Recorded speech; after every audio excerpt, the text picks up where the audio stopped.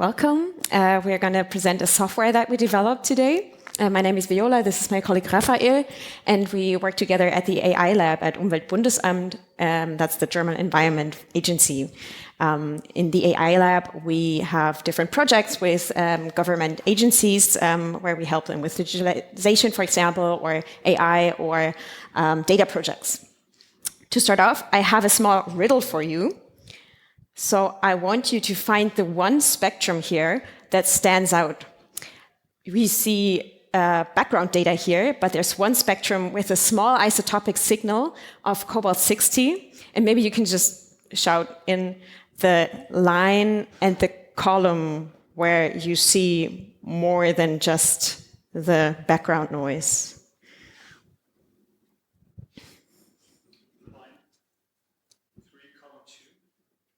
That is correct. Well seen. Now, what we see here are gamma spectra. Gamma radiation comes from radioactive material. And for example, we can use this to detect nuclear weapons. So we're actually talking about a use case where the Federal Office for Radiation Protection uses gamma spectra to detect illegal transports of nuclear weapons. And what you just did in this task is what they do every day. So they are trying to find those signals in those spectra. Now let's take a closer look at what they did so far. So if you picture, for example, a container port where you have ships coming in with cargo on them and they're loaded onto trucks and then on land they're distributed. You could, for example, install a detector at the exit of the port, and the trucks are rolling by with their cargo, and you could scan those trucks and see, oh, is there something conspicuous in here? Problem is, you have to have many spectra, so you have to decide quickly, and we're talking about we have to take one spectrum per second. Maybe some of you have worked in labs before. Usually in spectroscopy, you take a long time, a long exposure time to collect a lot of photons to get a good, nice spectrum with a high resolution, but we just don't have that time here. So the result will be here very noisy spectra, and the peaks are very hard to identify. Now, so far, this is done by experts that are just looking at those spectra and trying to see what's happening in there. But we see a couple problems with that. First of all, it's super strenuous. Imagine you have one spectrum per second coming in. You have to concentrate all the time. It's super error prone as well. Like if you blink in the wrong moment, you will miss something. At the same time, this requires expert knowledge. So you can't just have anyone sitting there.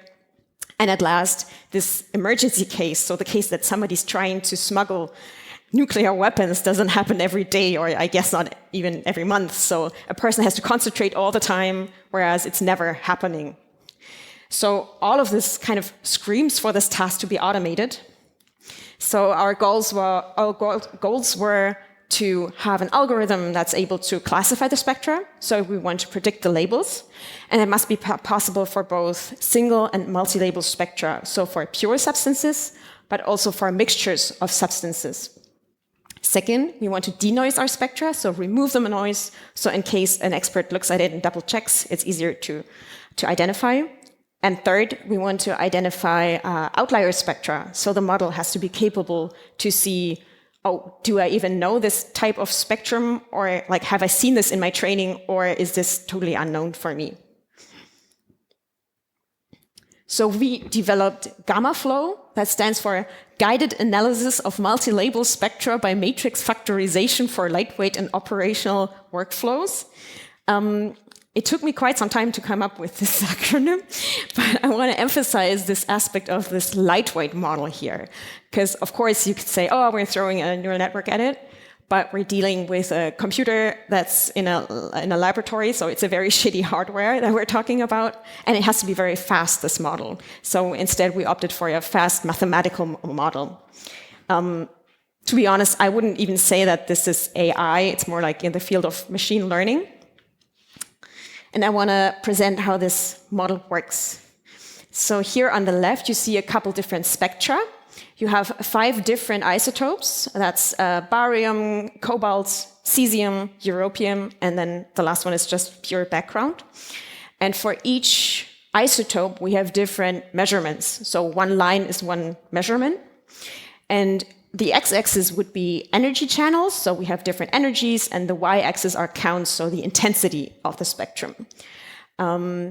You see for each isotope different lines, so there's a stronger signal if we move the probe very close to the detector, and if we move away from the detector, we have a weaker signal.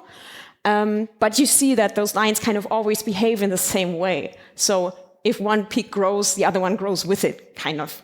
So what we see is correlation between the channels. And thinking about those channels, thinking about spectra, you can say, here we have 256 energy channels where we measure how many photons come in. We could also say, per measurement, we have 256 features that we capture. But you can also imagine a spectrum being a 256-dimensional data point. And now knowing that there's correlation between those dimensions, we can do a dimensionality reduction. So we developed a different coordinate system in a latent space where we have 1 dimension per isotope. Here you see 5 different isotopes in a 5-dimensional latent space. More generally, we have k isotopes, each 256-dimensional, and we have a k-dimensional latent space. So you can imagine here that one, say, blue line on the left would be one blue data point on the right. Now, how does that work mathematically? You can imagine the original spectra as a data matrix. So we have a number of spectra, a number of measurements, and a number of channels. That is a matrix. And we can decompose this matrix into 2 other matrices. Those are the scores matrix and the loadings matrix. The scores matrix is the data in latent space that you just saw. And the loadings matrix, the little t means it's a transpose of the matrix, is kind of our transformation matrix between the original space and the latent space. To illustrate this, you can, and this is the example with the dimensions that we just had. So M channels would be 256, and we would have 5 isotopes. You can imagine like this. So the original data matrix is the colorful spectra that we saw. The scores matrix is this kind of 5-dimensional cube that you can imagine. And then the loadings matrix would be, I switched them by 90% to show that they're transposed. This is our transformation between the different spaces. Now for a model design, the common models for dimensionality reduction, the typical one would be principal component analysis, short PCA. And that is mathematically super elegant and easy and nice. But the problem with PCA is that it allows negative components. So if you imagine spectra, they are always positive. If I put something in front of a detector, I will never get a negative signal. And also they're additive. So if I have one spectra and another probe coming in, it will always just more peaks growing, and it will never be able to like erase a peak or something like that. So what we need is a non-negativity constraint. So we used non-negative matrix factorization, short NMF. And also not just the usual form, we used a supervised version. Because maybe you know that in dimensionality reduction, we usually have an unsupervised machine learning task. So usually we just look at patterns in the data and try to recognize what is in there without using any labels. But we do have labels. So we have spectra, and for each spectrum, we have a label. So what we did was we collected for each label, say, for example, europium or one of those isotopes, we collect all the spectra, all the measurements that we have, calculate the mean spectrum, and use that as a loadings vector. And so we kind of construct our own loadings matrix with those mean spectra. This helps us to have exactly known that the different axes in latent space correspond to this one isotope and gives us a very explainable latent space. And I will hand over to Raphael, who will show you what to do with this model. Thank you. Yes. So maybe one point you just mentioned already is how interpretable this latent space is. So basically we have one dimension which belongs to one isotope. And if we, for example, now plug in a europium sample and we want to do inference, we can just look at how high does the sample score on the europium dimension. And in this case, we will imagine it will score quite highly on the europium dimension and very low on all the other dimensions.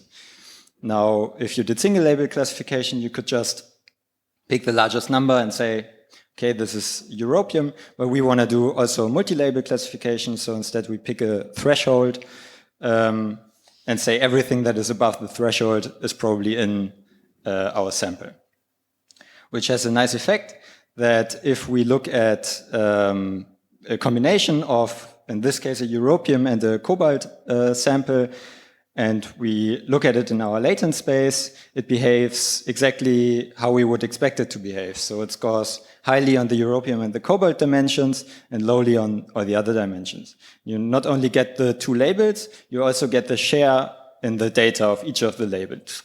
So we can say we have 45% europium, 50% cobalt, and then some noise. Looking at how well we did with the data, maybe one point that is important to make is these spectra are physically quite well understood. So there is simulated data for how these should look like. And we trained using this simulated data, which had some nice and elegant properties. But in the end, we want to be able to solve the task of detecting stuff with a detector. So testing should be done with the actual data that we are interested in the end. And this is what we did. And now you see a confusion matrix of a few more than the 5 isotopes in the beginning. I think in total we have like 10 to 15. These are not all of them. But we can see that most of the time it works quite well. Maybe one thing to ignore is the background signal, because a human that would label a signal might forget to put a weak background label on it, or I think this is not that important. Maybe one thing that is a bit more important is that sometimes we confuse one for another. In this case, the iridium and the cobalt, for example, have a bit of confusion, and this is due to the fact that the spectra look very similar. And in this case, the model will have some trouble. Like looking at results, we saw that we have accuracy over 90%, which is definitely better than a human would do in a similar setting. And for the task, it was enough. This kind of finishes the classification part, but we also had a denoising question, and the approach solves this very elegantly, I would say, because we did this dimensionality reduction from the high dimensional spectral space to a low dimensional latent space. And if we now just map this low dimensional representation back into the high dimensional space, we get a denoised version of the original sample. And looking at an example, this is what it could look like. And we see that in this case, it worked very well to take out the noise.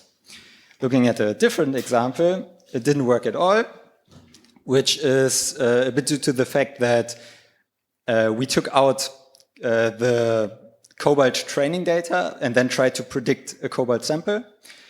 So we kind of provoked an outlier and wanted to see how well the denoising works, and it doesn't work at all, which might sound a bit like a bug, but I think it's actually a feature, because we can use this for outlier detection. We can now compare these two functions with each other, and if they are very similar, we say, okay, there's probably something we have seen in the training data, we are quite confident, and if it looks very dissimilar, then we can say, okay, we have probably not seen this before. And so we did this. Oh, sorry. The result is unknown isotopes can't be denoised. We did this with a cosine similarity, a very standard approach, I would say. And then we tried to test it by simulating outliers. And we did this by just removing training data corresponding to one label, trying to see do we correctly identify this as an outlier? And then we repeated the process for all the different isotopes. This is now a binary classification task. Is it an outlier or is it not an outlier? So then we can look at precision and recall and just make a precision recall argument to set a threshold for what we would consider an outlier. This is something we then did with the people from the Radiation Protection Agency. And set some threshold which made sense for the task. Finally, maybe an outlook. How might this generalize? So we didn't really use any properties of gamma spectral data. So you could generalize it, I think, to most one-dimensional spectral data.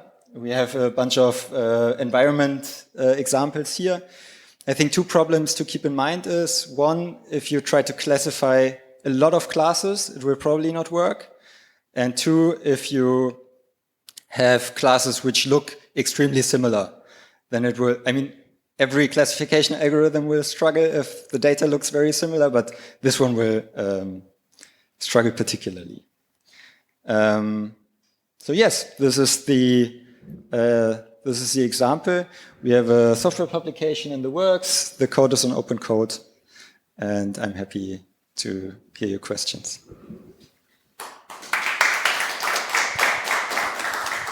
Thank you very much. Are there any questions in the room? Yes, wait a minute. I come to you with the microphone. Any reason for using the cosine similarity for the outlier detections? Yeah, so we tested different features. We built a decision tree. The talk was too short to show all this, and just did like feature selection, and cosine similarity proved to be the best one to identify between those two. Yes. All right. I'm sure you will be around the conference, and if you have any more questions and want to discuss the topic further, you can meet them anywhere. Let's have another round of applause, please.